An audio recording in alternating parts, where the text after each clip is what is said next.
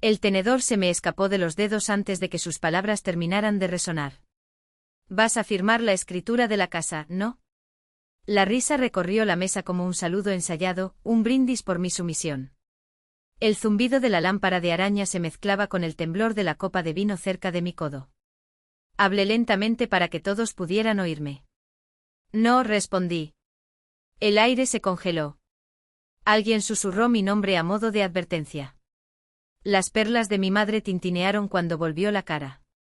La mandíbula de mi padre tembló, luego solo se hizo el silencio, el zumbido de la luz y el goteo del líquido en el suelo, goteando del vaso volcado. Luego su voz, seca y definitiva, Sue también firmará. A los 8 años, el sonido de cristales rompiéndose solo llamaba a una persona, a mí.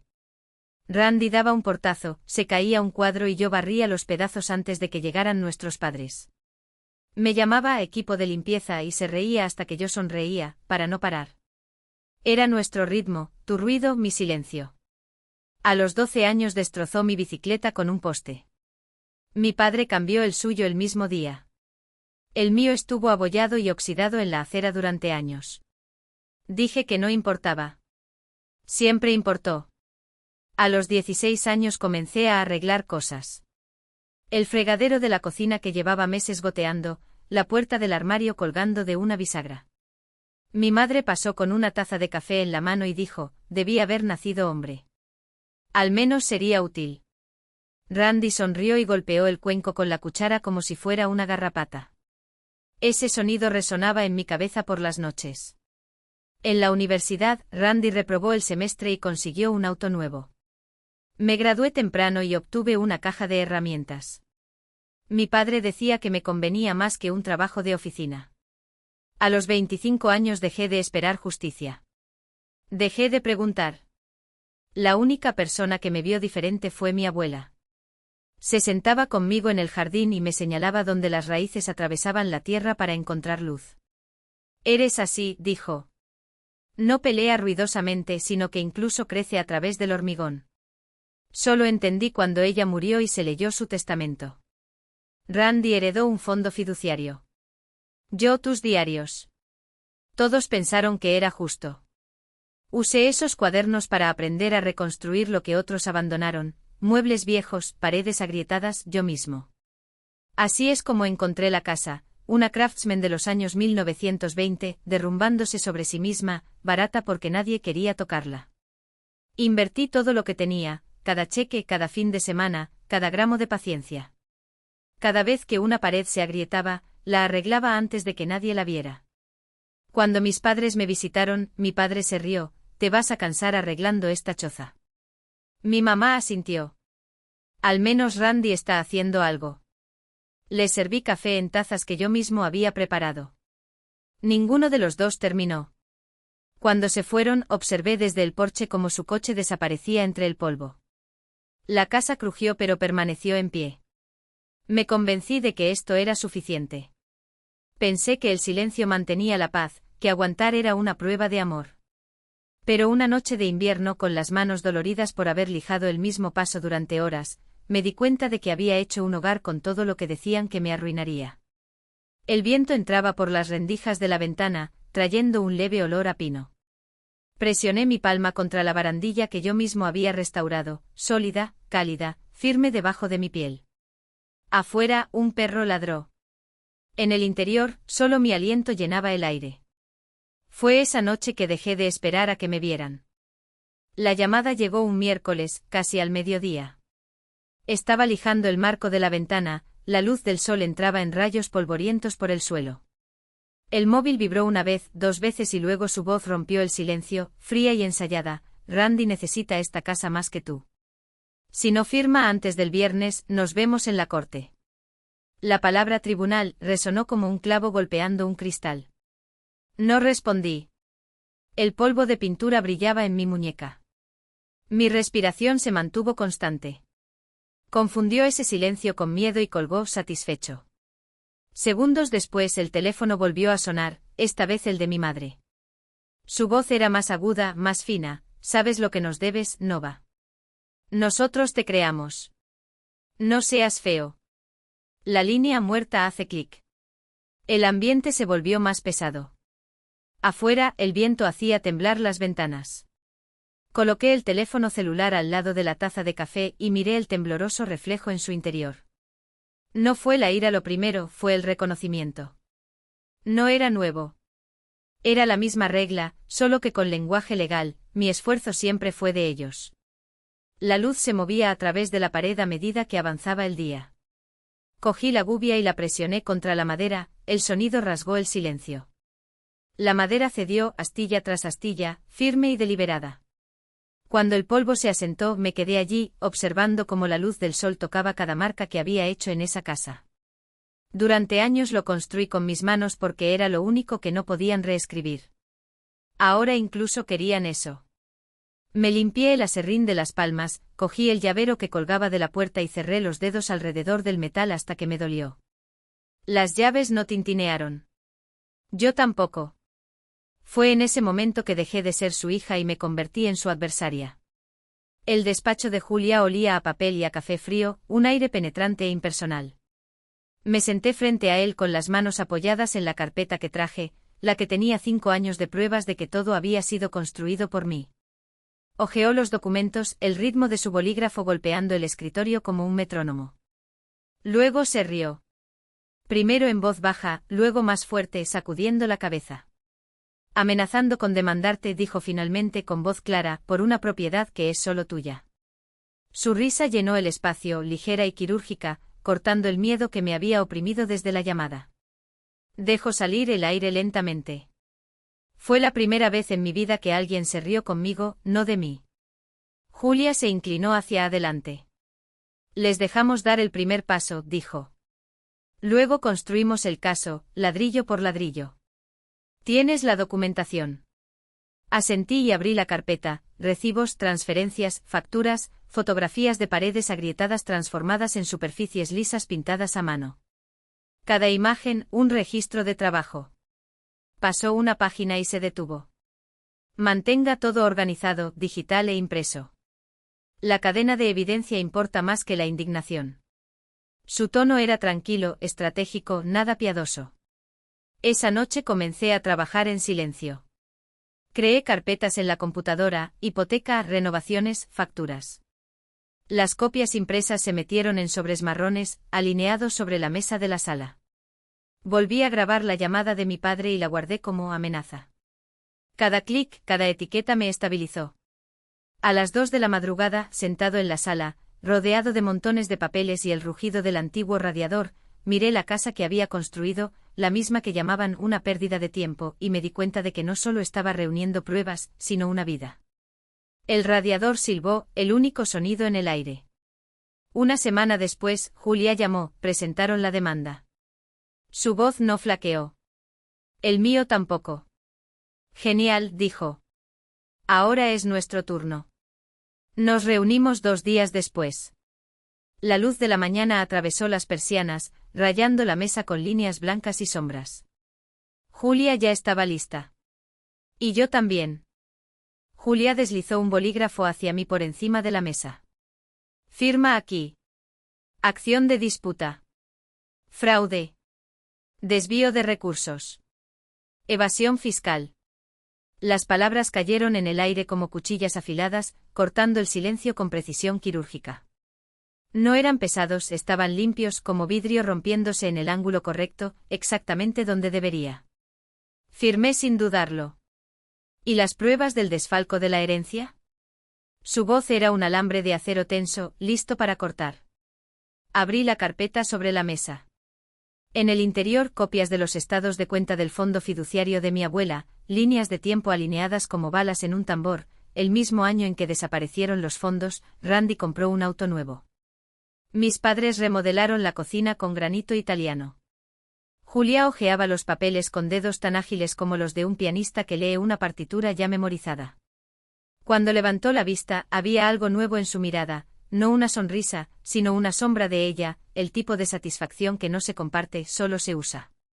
Dejaron un rastro. Dije. Siempre lo hacen. Cerró la carpeta con un clic seco. Dejemos que el sistema hable por nosotros. Esa noche caminé por la casa como si cada pared, cada objeto, fuera un testimonio silencioso que necesitaba ser recordado de su lealtad. La manija de la puerta, que había pulido hasta que brillaba como plata. La barandilla de la escalera, lijada hasta que la madera deja ver sus vetas como cicatrices honestas. Un leve olor a barniz todavía flotaba en la ventana, donde la luz de la calle dibujaba formas cambiantes en el suelo. En la cocina apagué todas las luces menos una, la lámpara de la mesa, que parpadeaba como una señal Morse para nadie más que para mí.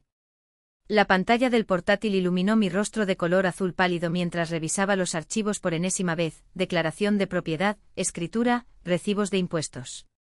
Cada clic para abrir un documento, cada clic para cerrarlo, era un suspiro. En el silencio el celular vibró contra la madera. Mensajes en cascada, nombres que ya no me hicieron inmutar. Estás empeorando las cosas. La familia no se resuelve así. Piensa en la reputación de tus padres. No respondí. Archivé cada uno en una carpeta llamada ruido. Los días se disolvieron en semanas. Por la mañana trabajé. Por la noche construí mi trinchera. Julia maniobró los procesos como un general: citaciones, el lenguaje de la guerra disfrazado de civilidad. Mi parte fue otra: organizar, documentar, comprobar. Aprendí fluidez numérica, la gramática de los exámenes. Cuando llegó la notificación de que entraríamos en la fase de descubrimiento, me senté en la misma mesa donde, años antes, había comido solo después de que me dijeran que mi independencia era un defecto. Ahora el escritorio era un cuartel general, computadora portátil abierta, carpetas con etiquetas de colores apiladas junto a la taza de café frío. Cada columna brillaba a la luz amarilla de la lámpara de araña. Era lo más hermoso que jamás había construido. A veces mi reflejo en la ventana oscura me sorprendía, el mismo rostro, pero la postura era diferente: hombros alineados, manos firmes, sin sorpresas. El poder, me di cuenta, no estaba gritando. No fue mendigar. Fue el silencio que surge cuando sabes la verdad y desafías a alguien a desafiarla. Una tarde, Julia volvió a llamar. Están en pánico. Quieren un trato. Aún no, mi voz no tembló. ¿Por qué? Porque todavía creen que pueden avergonzarme hasta que me rinda. Ella se quedó en silencio por un momento. Entonces solo. Entonces déjalos hablar. El día antes de la cena familiar, caminé por la casa por última vez. Los pisos crujieron bajo mis pasos, tan familiares como la respiración misma. Me paré frente a la ventana que yo mismo había reparado meses antes, observando las luces de la ciudad parpadear en el cristal como estrellas atrapadas. En algún lugar de ese reflejo distorsionado, vi a la mujer que nunca creyeron que sería. El tintineo de las llaves rompió el silencio. Los tomé sintiendo el frío peso del metal en mi palma. No fue solo por las puertas que cerré. Fueron ellos los que finalmente aprendí a cerrar. Al amanecer, los documentos estaban ordenados en la bolsa, cada página etiquetada y cada prueba sellada. Afuera el cielo era de un gris pálido, ese tipo de amanecer que parece limpio, como si el mundo aún no hubiera decidido de qué color vestirse. Me serví la última taza de café, negro sin azúcar. La cuchara golpeó una vez contra la porcelana y luego se quedó en silencio. Esta vez el silencio estaba vacío. Fue una preparación. Fue control. El aroma a cera de limón y el calor ensayado llenaron el comedor. Todas las sillas estaban ocupadas excepto una, la de la cabecera, que había sido dejada expresamente para mí. Vasos de cristal, servilletas dobladas con precisión milimétrica, ilusión de paz. Entré con Julia a mi lado y Carlos un paso detrás, el suave clic de su maletín bloqueó el aire en un silencio espeso. Los ojos de mi madre ya estaban rojos, la máscara corriendo por los bordes. «Viniste», dijo con la voz quebradiza por la tristeza ensayada. No vine a la escena. Mi voz no se elevó. No era necesario. Vine para cerrar. Mi padre tosió, un sonido que quería ser autoritario pero que salió como un estrangulamiento. Entonces hablemos de lo que le debes a la familia. Julia pasó los dedos por el mantel, alisando una arruga que no existía. Discutamos, asintió y colocó una carpeta frente a él. El sonido del papel contra la madera fue más agudo que cualquier palabra. La abrió. Sus labios se fruncieron mientras leía, línea por línea, mientras su postura se desinflaba como un globo pinchado. Esto es. Registros financieros, interrumpió Julia secamente. Y pruebas de malversación de fondos de la herencia de su hija, reasignados a su nombre. El tenedor de alguien tintineó en el centro de la mesa. Grace, la prometida de Randy, miró hacia arriba, pálida como la cera. ¿Qué herencia? Nadie respondió.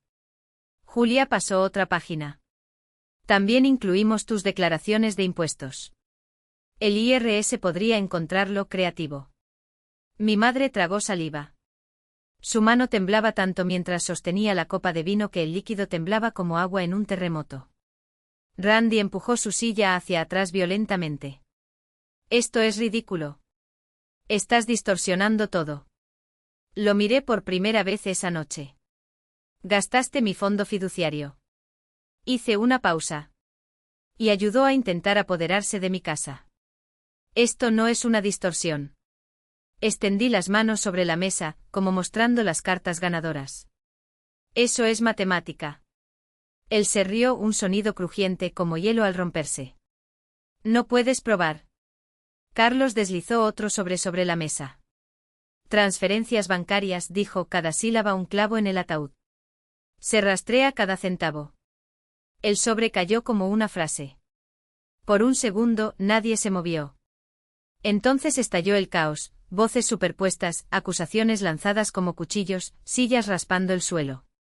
Julia permaneció sentada, tranquila, con la pluma marcando el ritmo de un reloj sobre su carpeta. Cuando el ruido alcanzó su clímax, ella habló en voz baja. Tiene 48 horas para desistir de la acción, devolver la cantidad malversada con intereses y rectificar las declaraciones. Hizo una pausa. ¿O llevamos esto al nivel federal? Mi padre se puso morado. Estás mintiendo. Julia no parpadeó. El proceso se archiva mañana. El aire salió de la habitación, dejando solo el zumbido del cristal de la lámpara de araña.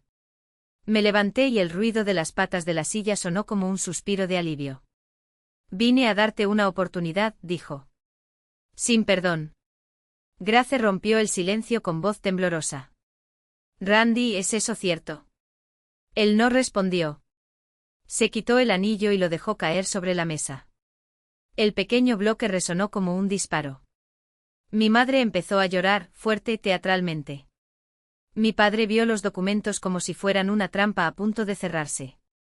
Julia recogió las carpetas con precisión quirúrgica, alineando los bordes como si estuviera ajustando las piezas de un mecanismo. Carlos cerró la maleta. Me volví hacia la puerta. Esto no es venganza, dijo en voz tan baja que solo los que prestaban atención lo oirían. Es justicia. Nadie me siguió. Afuera, el aire de la noche era fresco y limpio. La casa detrás de mí brillaba a través de las cortinas, una luz cálida que envolvía a personas que habían confundido posesión con amor durante toda su vida. Julia caminó hacia mí. Hiciste lo que había que hacer. Asentí una vez. Querían un trato. Sonreí por primera vez en meses. Ahora sí. El eco de mis pasos se perdió en el pasillo. Lo único que quedaba era el constante goteo de la lluvia sobre los aleros del porche y el olor a tierra húmeda que surgía del jardín. El proceso terminó, comenzaron los reembolsos y el silencio reemplazó al ruido con el que me asfixiaban. Ahora las mañanas eran mías, café en las escaleras, viendo la luz deslizarse por los pisos que yo misma lijaba. Cada marca, cada rasguño, cada cabeza de clavo brillaba como prueba de algo que no podía ser robado. Las cartas seguían llegando en montones, sobres gruesos, notificaciones, documentos oficiales, pero todas llevaban solo mi nombre. Una tarde apareció Julia. Esta vez no hay trajes, solo un cardigan y ojos tranquilos. Me entregó el último sobre. Todo resuelto, dijo. Firmaron todo. No lo abrí de inmediato. Nos quedamos en la puerta, escuchando la lluvia. Cuando se fue, dejé el sobre en la encimera de la cocina, intacto. El conocimiento fue suficiente. Más tarde caminé descalzo por el jardín, con la tierra fría bajo mis pies. El aire olía a madera nueva y a hojas mojadas. Recordé las palabras de mi abuela: algunas raíces atraviesan el cemento solo para encontrar la luz. Quizás ella ya lo sabía. Tal vez él sabía que tendría que crecer solo para crecer de verdad. A través de la ventana, la casa brillaba débilmente contra el cielo gris. No era el brillo costoso de las luces de diseño, sino ese brillo cálido y habitado. Del tipo que proviene de la seguridad. Pasé la mano por la barandilla de la escalera, la misma en la que me apoyaba llorando de astillas y cansancio. La madera ahora estaba lisa. Fuerte. Un rayo de sol atravesó las nubes y golpeó el viejo llavero que colgaba cerca de la puerta. El metal brillaba dorado a la luz mortecina. Extendí mi mano y la dejé descansar en mi palma. Por una vez, no pareció una espera. Se sintió como una prueba. Así sonaba la supervivencia, sin aplausos, sin gritos de victoria, solo el sonido de la lluvia suavizando el cristal. La justicia no ruge, persiste. Espera en los rincones de las casas silenciosas el suave clic de una cerradura y finalmente se cierra. Pensaron que podrían reescribir lo que construí, pero las paredes recuerdan. Los suelos recuerdan. Recuerdo. Su silencio es ahora más fuerte que cualquier amenaza. Pero no es venganza. Es el registro. Cada uña, cada cicatriz, cada grieta reparada es un testimonio. No necesitas gritar para recuperar lo que es tuyo. Simplemente deja de abrir la puerta.